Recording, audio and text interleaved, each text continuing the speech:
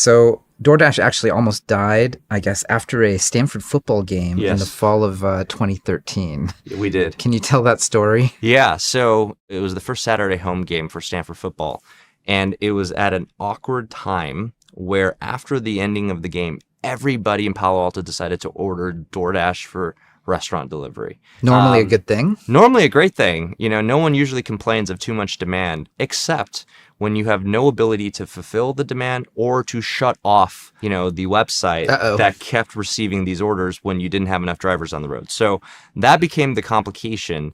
What ended up happening was every delivery was at least an hour late, probably more like an hour and a half. It was terrible. And we also at the time, or I at the time, could not raise any seed financing.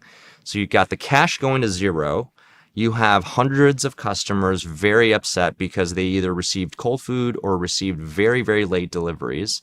I remember that night, maybe 9 or 10 p.m., my co-founders and I looking at what the refund cost would be because we thought the right thing to do would be to refund everybody. But that would take away about 40% of the bank account, which was already quite low. We took maybe 10 seconds to make the decision to refund everybody.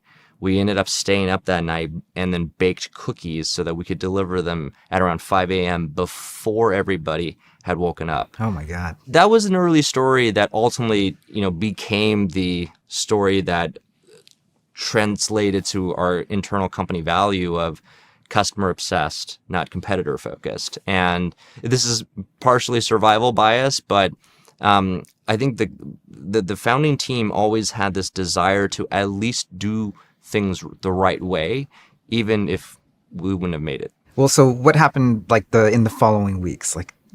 How did you get yourself out of this sort of situation where the bank account is dwindling, yet, seemingly business is booming in some sense? Business is doing actually really remarkable. We've had a few occasions like this in the history of DoorDash where business is actually going really well, organically, on its own, without the aid of marketing spend or discounts, yet I can't raise a dime.